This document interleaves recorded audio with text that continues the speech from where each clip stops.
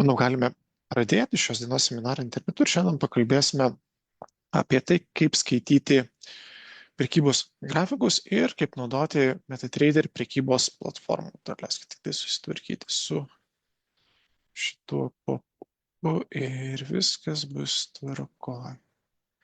Tvarko. Tai sveiki dar kartą. Mano vardas yra Arnoldas ir šiandien kalbėsime apie tai, kaip skaityti prekybos grafikus ir kaip naudoti MetaTrader prekybos platformą. Prieš pradedant šį seminarą internetu ir jeigu žiūrite šio seminaro internetu vaizdo įrašą, būtinai sustabdykite šią skaidrę ir susipažinkite su įspėjimu apie riziką.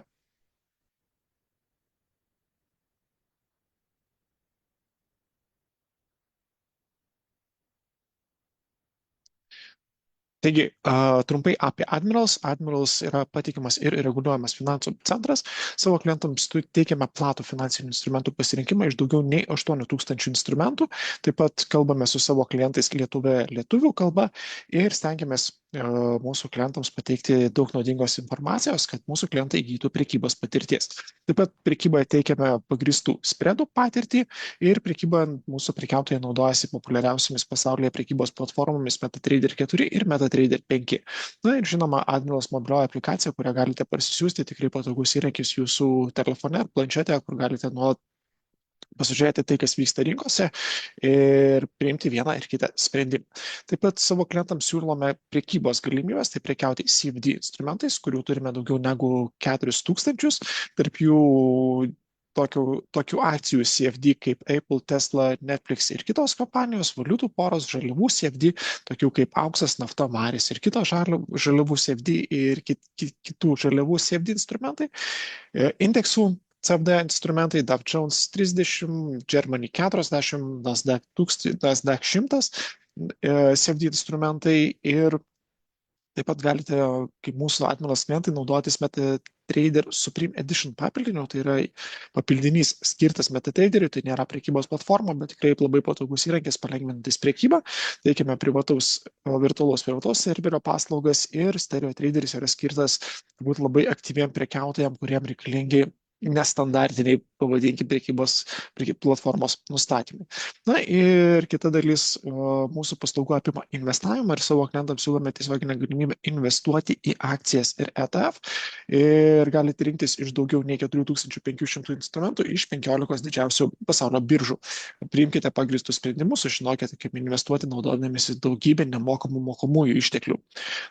Investuoti pradėti galima nuo mažų sumų, vos nuo 1 euro ir galima investuoti į dalinės akcijas. Jeigu akcijos kaina yra didelė ar neužtenka kapitalo nupirkti visą akciją, galima nupirkti 0, kažkiek akcijos. Na ir automatinio investavimo planas, kuris galioja MetaTrader 5 klientams turintiems Investipo sąskaitą, kuomet yra sistemingas investavimo metas, kuomet klientas automatiškai turintis kažkokį tai kiekį piniginėje, automatiškai yra nuperkami pasirinkti instrumentai kiekvieną mėnesį. Na ir prieinamos platformos, tai kaip ir minėjau prieš tai MetaTrader 5, MetaTrader 4, šiandien daugiau žiūrėsime MetaTrader 5 prekybos platformą, Supreme Edition yra prekybos platformos papildinys, WebTrader yra tiesiog prisijungus prie dashboardo, prie buvusio prekiautojo kabineto prekybos platformą interneto naršyklės lange. Na ir Admirals mobilioji programėlė, kurioje labai paprasta stebėti telefone tai, kas vyksta rinkose.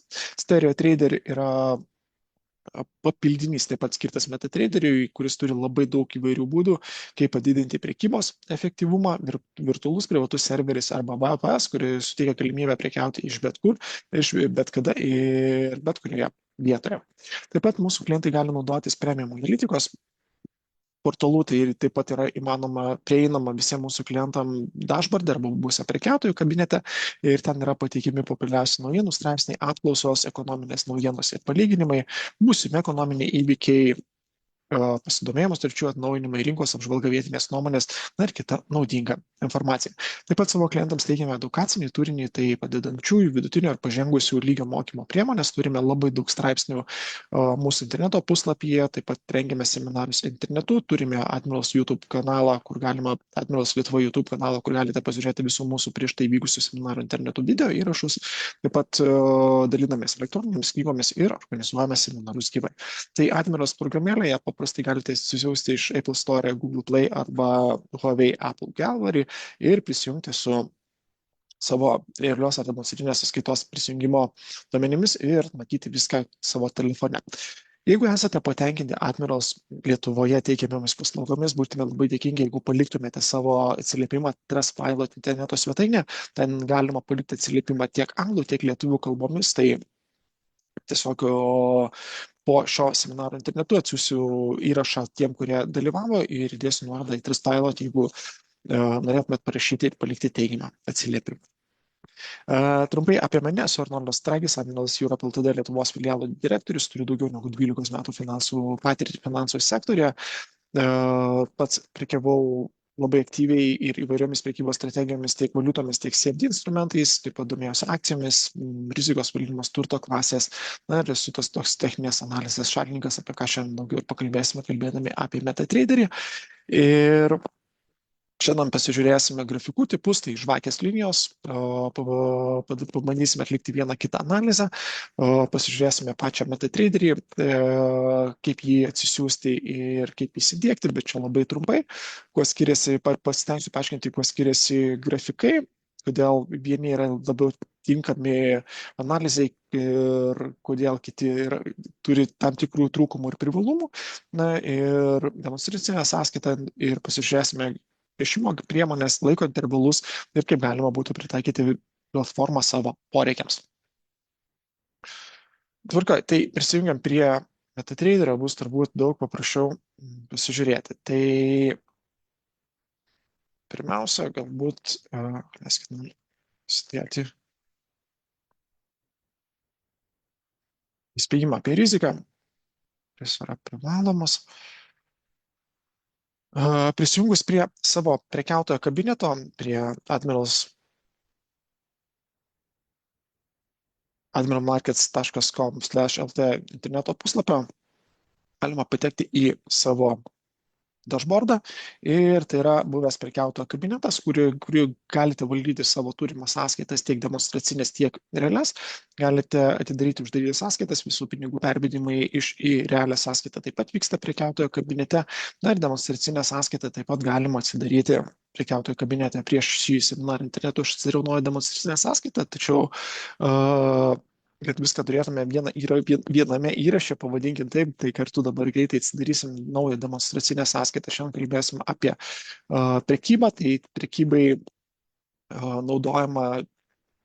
naudojami CFD instrumentai, investavimui yra naudojami jau realūs. Tai investavimai naudojamas realios akcijos ETF-ai, tai jeigu norite išsibandyti investavimą, renkamės investavimą, jeigu norime pasibandyti priekybą demonstracinėje sąskaitoje, renkamės priekybą, sąskaitos pavadinimas, jeigu mes norime kažkaip pasivadinti, pasirenkame sąskaitos tipą, tai šiandien kalbėsime ir analizuosime MetaTrader 5 priekybos platformą, tai renkame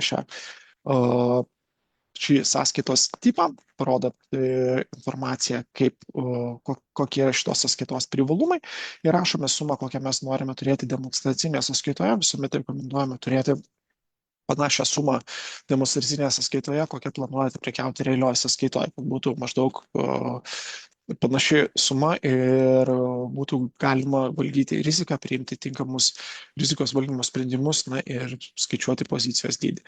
Spustelėjus mygtuką atsidaryti demonstracinę sąskaitą, mes turime demonstracinės sąskaitos prisijungimo duomenis, kurios labai paprastai spustelėjus mygtuką pradėti prekiauti perjungia mus iš karto prie prekybos platformos interneto naršyklės lange. Na, o šiandien kalbėsime apie MetaTrader 5 prekybos platformą. Taigi turime demonstracinę sąskaitą.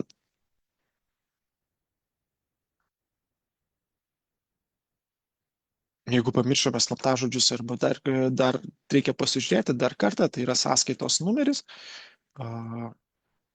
Atsidarome MetaTrader 5 prekybos platformą. Šitas. Spaudžiame failas ir login to trade account. Kadangi sąskaita pas mus jau yra atidaryta, mums reikia prie jos prisijungti. Loginas yra sąskaitos numeris, ar tai būtų reali ar demo sąskaita. Na ir slaptažodį vėl paimsime iš interneto naršyklės lango. sąskaitos nustatymai ir sąskaitos slaptažodis yra sugeneruotas automatiškai.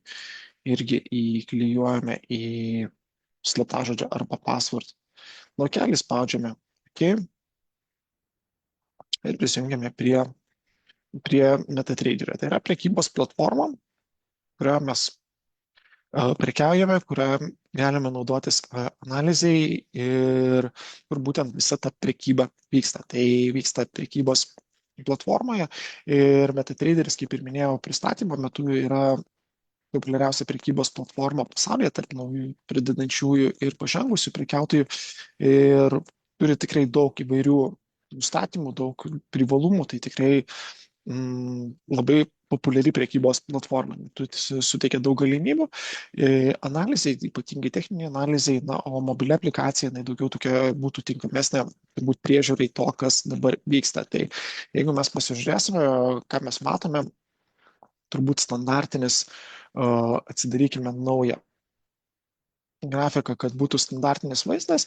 Na ir mes matome tokį juodame fone tokius stačiakampius. Tai tie stačiakampiai yra vadinama japoniškomis žvakėmis ir juodas fonas yra kartais patogus, kartais dažniau naudojamas, jeigu reikia kažką labai atidžiai pasižiūrėti, nors čia yra įpročio reikalas, kokios spalvos tą foną naudoti. Tai viena žvakė atspindi kainos pasikeitimą per tam tikrą laikotarpį. Jeigu mes pasirinkame periodą D1, tai reiškia dieninis grafikas ir vienas šitas stulpelis, viena japoniška žvakė, jinai atspindi kainos pasikeitimą per vieną dieną. Užvedus pilies kursorių ant pilies mes matome, tai yra sausio 8 dienos žvakę, matome atidarimo kainą, aukščiausią kainą, žemiausią kainą ir uždarimo kainą.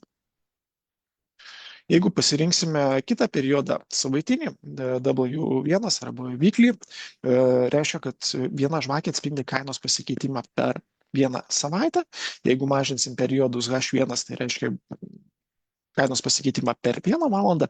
Ir pats mažiausias laiko periodas, per kurį galime stebėti ir analizuoti grafikus, yra M1 arba minutinės grafikos, kur atvaizduojamas kainos pasikeitimas per 1 minutę. Reiškia, kad kiekvieną naują minutę bus pradėta braižyti nauja žvakė. Ir visos žvakės pateikia tą pačią informaciją. Atidarimo, uždarimo kainos, aukščiausia ir žemiausia kaina. Žvakių grafikas. Kitas būdas, kaip pasižiūrėti, kaip gali būti analizuojami grafikai, yra linijinis grafikas. Su linijiniu grafiku galbūt pasižiūrėkime ilgalaikiame mėnesinėme grafike, kur žvakių mes neturime, bet mėnesinis grafikas yra labai ilgo laikotarpio. Na ir mes matome, kad tas linijinis grafikas labai gerai parodo, kokia kryptimi kaina kinta. Ar kaina yra šiuo metu kylanti, ar kaina yra krentanti, ar yra kažkoks konsolidacijos periodas.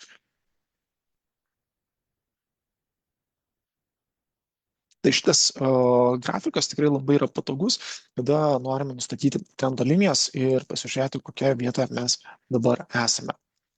Ir dar vienas grafikų atvaizdavimo būdas, kur kainos kitimas gali būti atvaizduojamas vadinamais barais, tai jisai suteikia taip pat informacijos kaip ir japoniškų žvakių atvaizdavimas. Tiesiog barai irgi atvaizduoja tą pačią informaciją, atidarimo, uždarimo kainą ir aukščiausią, žemiausią kainą. Taigi persijungėme prie žvakių modelių, tai yra turbūt pat populiariausias ir dažniausiai naudojamas kainos kitimo analizavimo būdas ir yra įvairios prekybos strategijos, įvairūs instrumentai ir įvairūs modeliai, kurie signalizuoja apie galimą tolimesnį kainos judėjimą, remiantis būtent japoniškų žvakių modeliais. Japoniškų žvakių modelių pavadinimų yra daugiau negu 1000, dažnai tai susideda iš 2, 3, 4, net 5 žvakių tie modeliai ir jeigu jie susiformuoja tam tikrame laiko periode, tai yra vienas iš signalų, kada galima priimti pirkimo arba pardavimo sprendimą, pirkti arba parduoti. Tai turbūt populiariausi yra tie, kurie, žvakių modeliai, tie, kurie rodo apie galimą kainos apsisukimą ir ypatingai, kada jie susiformuoja ties palaikymo ar pasipriešinimo lygiais arba ties aukštumomis ir žemomis, kada ieško prekiautojai galimybės parduoti ties aukščiausią kainą arba pirkti ties galimą žemiausią kainą arba laukia trendo kainos kitimo krypties apsisukimą.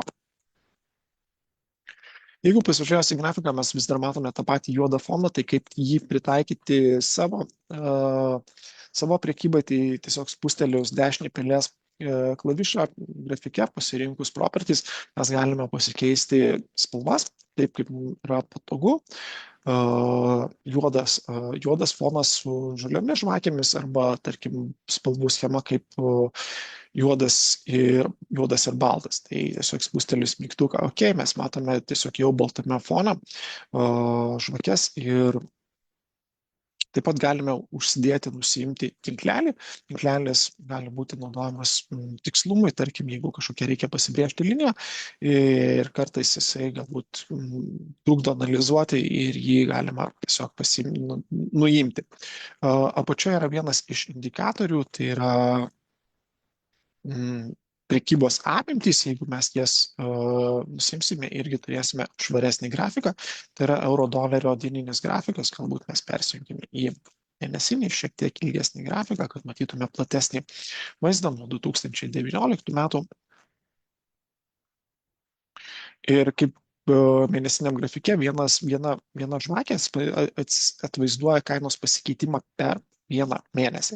Ir tiesiog paprastai galime pasirinkti spalvas ir tai, kas yra mums svarbu, būtent pasirinkus, paspaudus ant grafiko dešinį pelės klavišą, pasirinkus settings ir properties, atsiprašau, ir susidėti tai, kas mums yra aktualu, kas yra svarbu.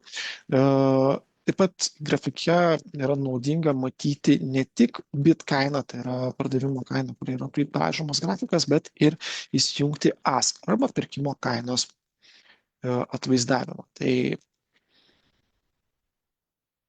pasirenkame show ask price line ir pabandykime pasikeisti, kad grafika mums braižytų, tarkim, mėlyną spalvą, o pirkimo arba ask kaina mums atvaizduotų raudoną spalvą. Ir mes matome, kad bit kaina yra braižomas grafikas, ask kaina visada yra truputį aukščiau. Tai skirtumas tarp pirkimo ar pardavimo kaino arba skirtumas tarp ask ir bit kainos yra spredas ir tai yra pagrindiniai prekiautojo kaštai. Euro-dolerio valiutų poroje spredas yra mažiau nei 1 punktas. Tai jis yra nurašomas iš karto, vos atidarius sandorį ir paspaudus mygtuką pirkti arba parduoti. Na ir toliau spredas jau niekaip neįtakoja prekybos rezultatų. Taigi perkime turbūt prie ilgesnio laikotarpio grafiko ir galime nusibriežti grafike vertikalias linijas, jeigu mums reikalingi kažkokia tai laiko atžyma. Tarkim, paimkime galbūt laiko atžymą prieš žemiausią kainą ir, tarkim, norime pasižiūrėti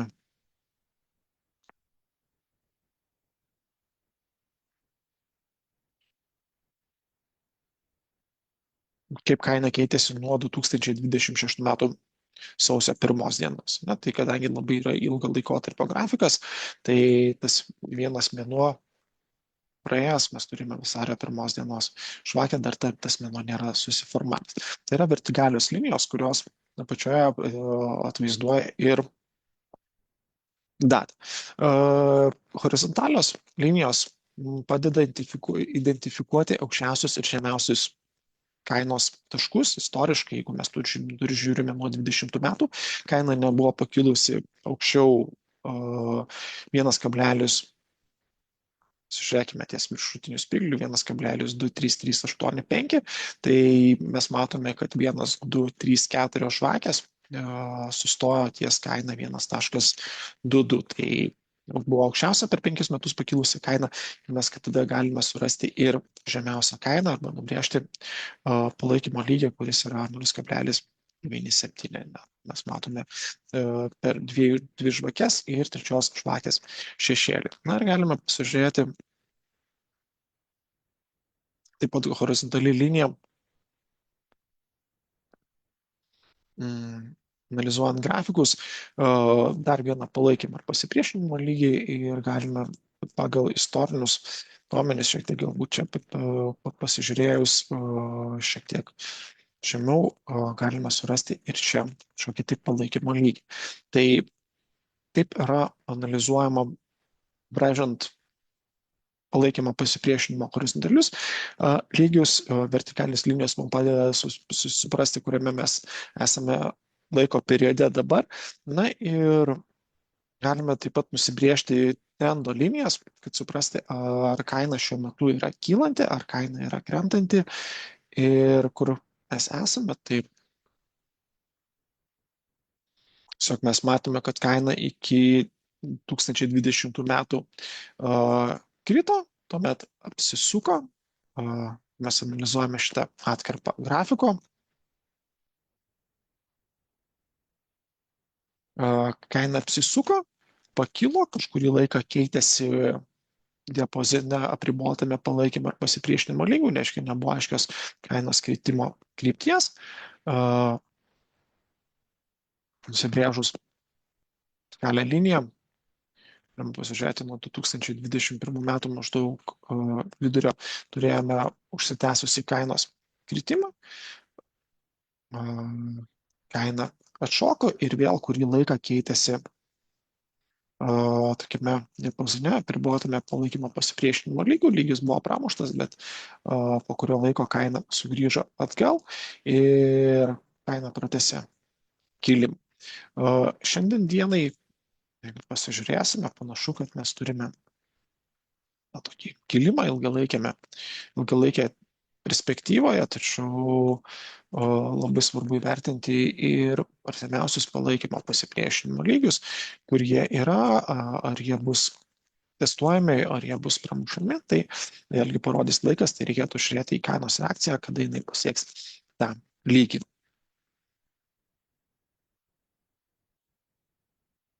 Gal turite klausimų, jeigu kažkas domintų, kažką galima būtų pasižiūrėti, kol kas panaikinkime visas šitas linijas. Tai, ką aš pabraižiau dabar horizontaliai, vertikaliai, tai vadinasi palaikymo pasipriešinimo lygiai, ir apie palaikymo pasipriešinimo lygius mes turėsime atskirą seminarą internetu, kur pakalbėsime daugiau detalių. Šiandien bendram tokiam susipažinimui su MetaTraderiu galima pasižiūrėti ir naudojama populiarų indikatorių kaip Fibonacci. Ir Fibonacci indikatorius yra naudojamas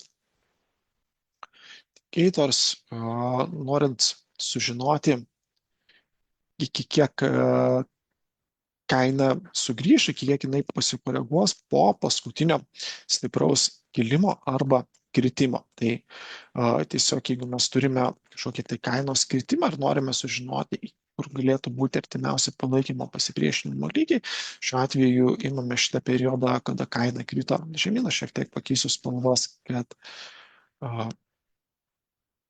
būtų aiškiau matoma.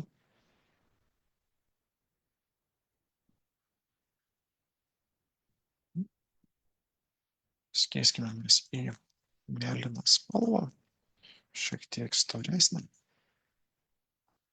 Ir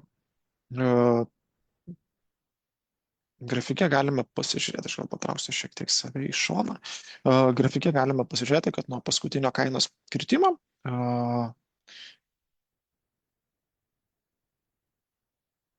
nuo viršūnės iki žemumos, būtent šitam periode, šitą raudoną liniją, nuo šitų aukštumų iki šitų žemumų, Fibonacci naudojamas įrankis yra interpretuojamas taip, kiek kaina gali sugrįžti ir kiek gali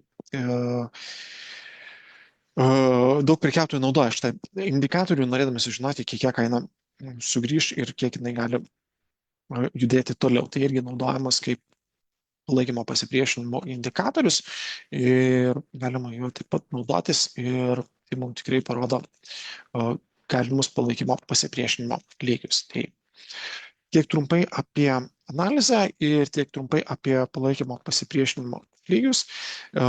švakių modelius pakalbėsime daugiau kalbėdami apie techninę analizę ir galbūt tada pabaigai reikėtų pasižiūrėti dėl sandorių atidarymo, tai galima atidaryti sandorį vieno mygtuko paspaudimu. Pati mažiausia prekybos apimtis, jeigu mes čia turėsime vieną vienetą, tai reiškia mes pirksime ir prekiausime kaip turėdami vieną lotą. Vienas vienetas yra vienas lotas, tai tiesiog primenu iš prieš tai buvusio seminaro internetu, kad tai yra 100 000 masinės valiutos vienetų. 0,1 būtų 1 tūkstantis, 10 000, 0,01 būtų 1 000 bazinės valiutos vienetų ir jeigu mes prognozuojame, kad kaina kils toliau į viršų, spaudžiame pirkimo mygtuką, jeigu mes prognozuojame, kad kaina kris žemyn, tuomet spaudžiame pardavimo mygtuką. Pasibandymui tiesiog sutvarkome šitą ir spustelėme pirkimo mygtuką, tiesiog testo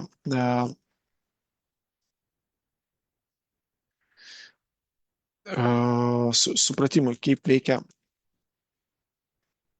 spaudimas ir matome, kad balansas, marža rezervuota šitam sandoriui yra 33,33 eurų ir mes prekiaujame ir gauname prekybos rezultatą nuo 1 000 valiutos vienetų. Ir šalia yra atvaizduojama, profit stulpelė yra atvaizduojamas mūsų prekybos rezultatus demonstracinėje sąskaitoje.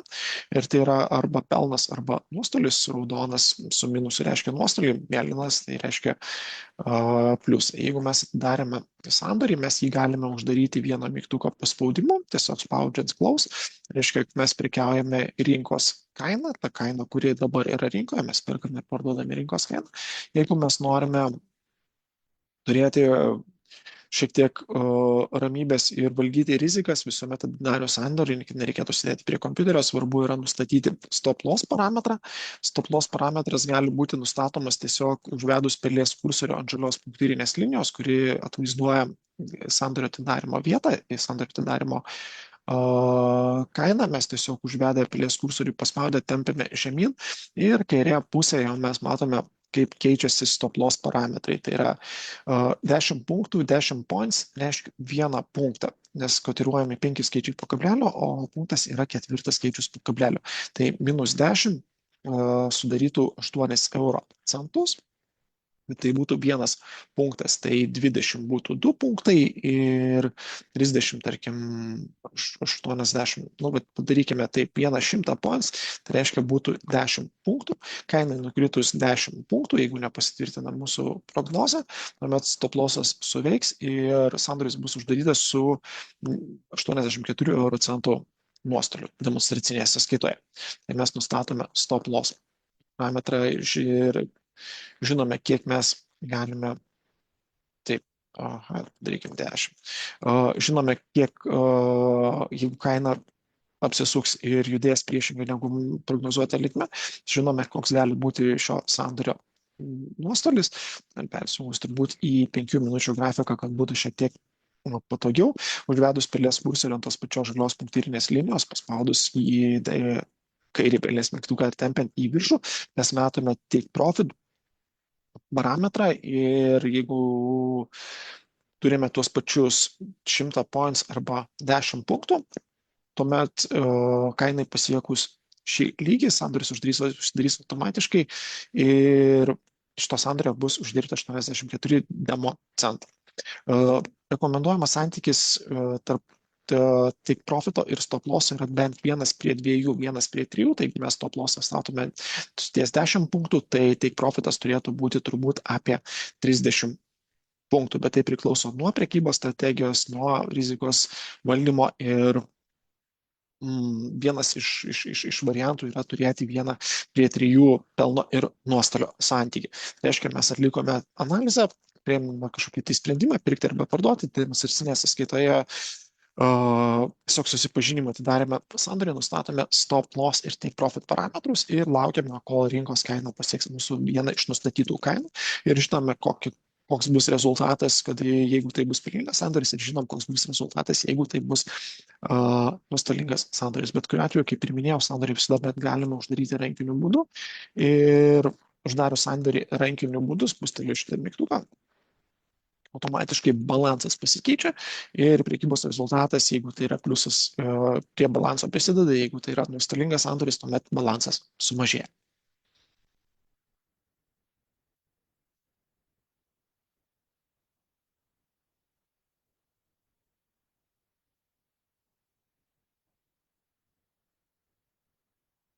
Matau, klausimų nėra, tai manau, kad galime sugrįžti prie prezentacijos ir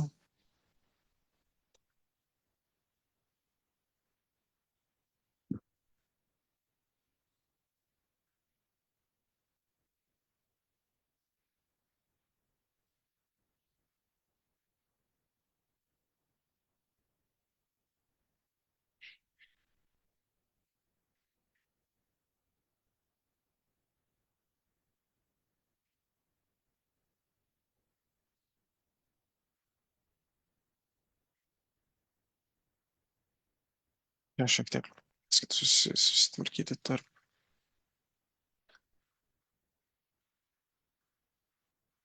atvirų langų.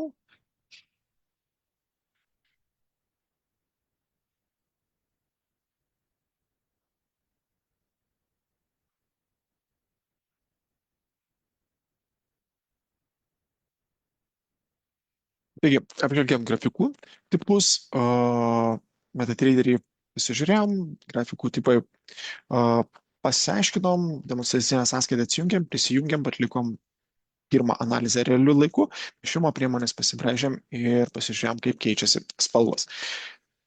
Ką svarbu priminti, tai rizikos supratimas. Prekyba su svertu yra rizikinga. CFD prekyba didina tiek potencialų pelną, tiek ir nuostolius. Galite prarasti visą savo kapitalą. Būkite atidūs su savo rizikos apetitu ir finansiniu lankstumu. Gerai yra žinoti. Pavyzdžiui, Forex prekyboje, Forex rinkoje svyravimai gali būti didesni nei 10% esant didelio nepastovimo aplinkai. Rizikos lūkesčiai. Visuomet reikia prisimti atsakomybę už savo prekybą nuo pat pradžių. Nuo pat demonstracinės sąskaitos ir suprasti, kad jūs esate atsakingi už savo prekybą. Realybėje dauguma mažmeninės prekybos prekiautojų praranda pinigus. Tai yra 74% neprofesionalių investuotojų sąskaitų praranda pinigus. Rizikos suvokimas ir drausmė prekyboje yra labai svarbus. Rizikos valdymo įrankiai tokie kaip nuostolio stabdymas, stop loss, sandorių dydis ir labai svarbi emocijų kontrolė. Rizikos valdymas. Visuomet svarbu naudoti nuostolių stabdymo orderius, stop loss ir valdyti pozicijos dydį. Daugelis pradedančiųjų pernelyg daug naudojasi svertų ir išvalo sąskaitas. Tuomet labai svarbu prisiminti ir visuomet naudoti nedidelę turimos maržos dalį. Rizika neturėtų viršyti 1-2 procentų jūsų sąskaitos vienam sandoriui. Tai reiškia, kad jeigu sąskaitos balansas yra 1000, tai vienas sandoris neturėtų viršyti 1-2 procentų nuo turimos sąskaitos balanso. Demonstracinė sąskaita, kurią galite mokytis prekiauti visiškai nerizikuodami savo kapitalu, tai yra prieinama visuose renginiuose. Jūs gaunate realią rinkos patirtį, išmokstate analizuoti, išmokstate priimti prekybos sprendimus. Mes pateikėme nemokamus rinkos duomenis ir naujienas realių laikų. Tikrai greitais atidarimas ir demonstracinė sąskaita galioja 30 dienų, kuomet galite išbandyti savo strategijas su virtualiomis rizikomis. Straipsniai ir pamokos. Admiros interneto svetainės skiltyje švietimas tikrai surasite labai daug straipsnių apie Forex, CFD ir kurie suteiks žinių skirtingo profesionalumo lygio prekiautojams. Forex, CFD pamokos, patarimai apie prekybą, prekybos psichologiją, valiutų rinkos analizės, strategijos ir daug kitų temų apie prekybą finansiniais instrumentais. Tarp šių straipsnių jūs galite rasti tokius straipsnius, kaip pavyzdžiui, kaip pasinaudoti demonstracinę sąskaitą ir joje mokytis, straipsnis apie take profit ir straipsnis apie stop loss. Tai šiuos ir daugelį kitų straipsnių galite surasti Admiros interneto skiltyje švietimas.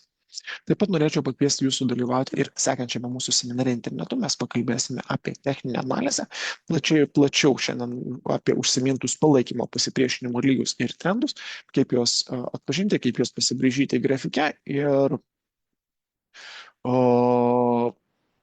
po to vasario 25 dieną turėsime seminarą internetu ir pakalbėsime apie populiariausius techninius indikatorius Forex ir CFD prekybai. Taip pat kovo 4 dieną turėsime uždarą prekybos sesiją, tik turintiems Admirals realią prekybinę sąskaitą klientams ir aptarsime 3 prekybos strategijas Admirals platformoje. Na, ir jeigu norėsite, prieš seminarą pateiksite demo sąskaitos kokius pavyzdžius, tikrai galėsime panalizuoti kartu.